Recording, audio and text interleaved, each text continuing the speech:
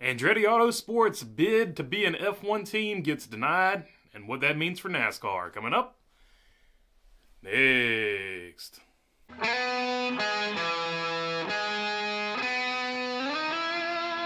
What's going on, everyone? Hope you're doing good today. All right, the Andretti Autosport, or Andretti Global, I think was what they put as the bid for the F1 team, has been denied by F1. Let's see what F1 had to say about it. On the basis of the application as it stands, we do not believe the applicant has shown that it would add value to the championship. We conclude that the applicant's application to participate in the championship would not be successful. So that's interesting, coming from a sanctioning body that had one team win like 18 races last season.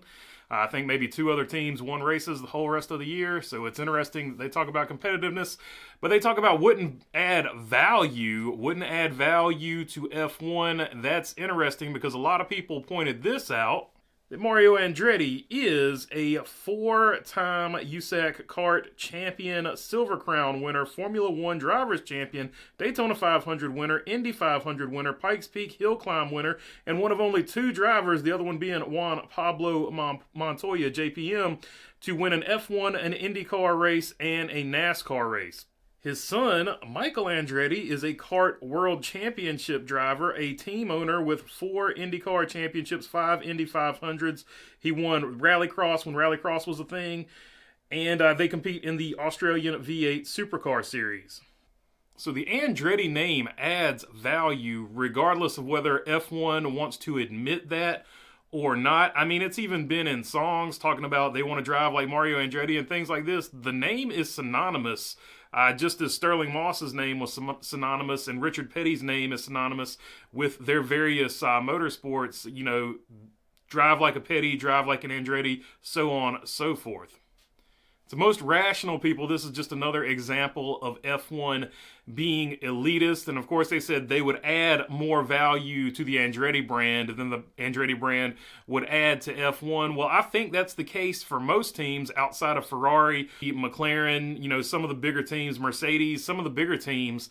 I think that's the case for the rest of them. I think the Andretti brand, the Andretti name would be bigger than, and maybe Aston Martin, but would be bigger than all the rest of those teams that you have left. If you say Andretti, I mean, for some people, even McLaren, like if you just ask an average person what a McLaren is, an average person might not have heard that. But you ask the average person, do you know who Andretti is? They would probably say, yeah, Andretti. They do race car stuff, right? So I think the Andretti name does bring a lot more cachet to the sport. Now, of course, does F1 add value? Of course, F1 will add value. F1 will add value to any team that's associated with it.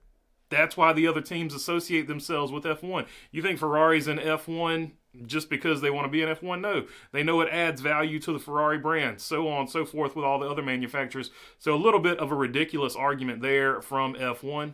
And just to cap off my thoughts on that particular reasoning right there, I guess they want Andretti Autosport to become bigger than the sport of F1 and then call F1 and be like, hey, come back in 2028 when you become bigger than us and give us a ring. Another reason they gave is also very interesting. We would look differently on an application for entry of a team into the 2028 championship with a GM power unit, either as a GM Works team or a GM customer team designing all allowable components in-house. In this case, there would be additional factors to consider in respect to the value that the applicant would bring to the championship, in particular in respect to bringing a prestigious new OEM to the sport as a power unit supplier.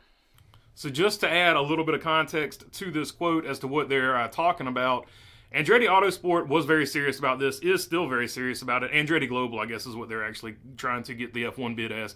They've already built the car, okay? They've already built the car. They've already taken it to the wind tunnel. They've already built what would be essentially their test unit before they go into a full production of a car, because there's some type of F1 testing. I'm not going to sit here and pretend to be an F1 expert, by the way. I do NASCAR stuff, but and we'll get to that in just a minute. But they've already built it, and they were going to use a Renault engine until Cadillac, you know, basically saw the bid went through, and then Cadillac would actually start building the engine. But they're not going to waste money and start building an engine without a guarantee that Andretti Autosport is going to get the bid. So they were going to use a Renault engine for at least a year or more until Cadillac got their engine together. And so there is your context as to what F1 is talking about here. And so, of course, my question here is why? Why would you pull this if you really want another manufacturer? Why would you make this extra hoop? Why would you move the goalpost once again? This process has gone on for months and months, by the way, and the goalpost has been moved several times at several different stages of this deal. But if you really want a new manufacturer, and it seems to me like in this particular situation, F1 is just using Andretti to get General Motors in here. But even if that is the case, even if you want General Motors to build a power plant, why would you do this? Why not just go ahead and give approval to Andretti Autosport and you would automatically get the General Motors engine in there? Or, you know, and if you're worried about General Motors never producing the engine, just put a clause in there like, okay, you are now the 11th team, but here's a clause. If you don't have that General Motors engine in there within the next 3 years, it has to be like a fully works team, or General Motors itself has to be a power unit supplier. Then after 3 years, if you don't have that particular arrangement organized, we're going to, you know, revoke your license, and all the money you gave to us is for naught, because we're just going to take your charter is what I'm used to. So we're going to take your charter away from you if you don't meet all of the requirements that we want.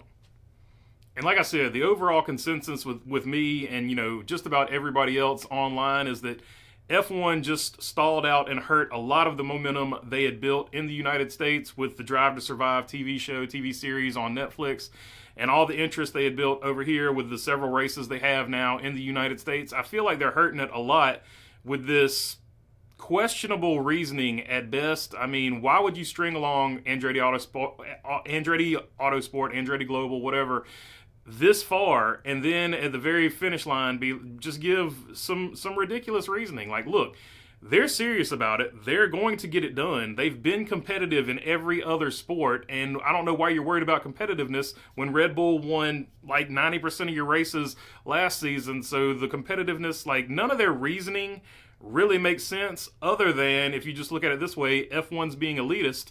It's a club that they don't want anybody else to join. I'm not going to throw the American thing in there. I don't think the American thing actually has anything to do with it. It's just a club that they don't want anybody else to join unless you're going to bring GM. But then, even then, if you want GM in there, you think you would work with Andretti Autosport to make them a power unit supplier. So like I said, none of this makes any sense, and it's just another way of keeping somebody out of the sport. Once again, F1 looks elitist.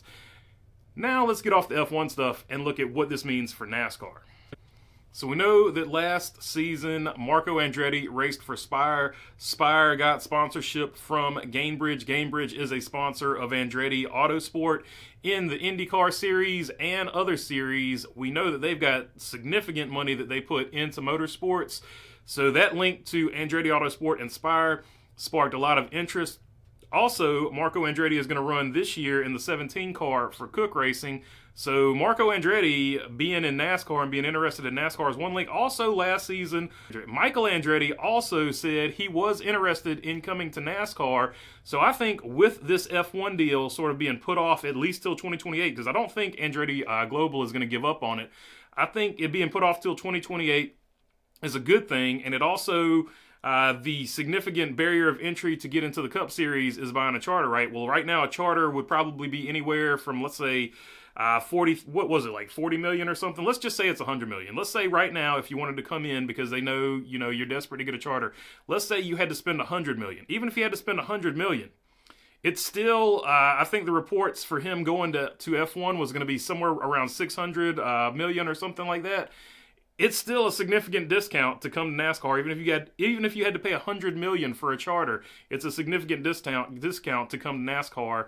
And NASCAR, as opposed to F1, would welcome Andretti with open arms, no matter what manufacturer he brought. And obviously, he's already got, you know, agreements with several manufacturers, so it could be anybody that he brings in. Like if he wanted to bring in a different manufacturer, or just work with Chevrolet or Ford or Toyota, a brand that already exists in the sport. So it brings a lot of positive momentum to NASCAR if he's interested in coming to NASCAR, which I think he is. And I think even regardless of the F1 stuff, I think he's still interested in coming to NASCAR. So I think this is an overall good thing for NASCAR, and I think overall it doesn't look great for F1. But let me know what you think about it. Those are my thoughts. I'd love to know what you think about it down in the comments. And one more tidbit to add before we jump off here. Kevin Harvick's KHI management has added Corey LaJoie and Shane Van Gisbergen to its driver roster. KHI also represents Ricky Stenhouse Jr., Ryan Preece, Harrison Burton, Todd Gilliland, Josh Berry, Riley Earpst, William Sawalich, Brent Cruz, Keelan Harvick, and Landon Lewis. So there you go. Kevin Harvick retired as a driver, but he is never going to retire as a businessman. Always something going on over there at KHI. Very interesting stuff to see. Of course, last week they announced that they're getting into e-racing or iRacing or whatever, the esports. I don't know. I'm old. Anyway, that's all I got for you on this one. If you made it this far, I would love to have your subscription. If not, I'll keep making these things. If you're already subscribed, you know I appreciate you all as well. If you've got a question, comment, or anything like that, leave it down in the comment section. I try to get to as many of them as I can. And other than that, thanks for your time. Peace.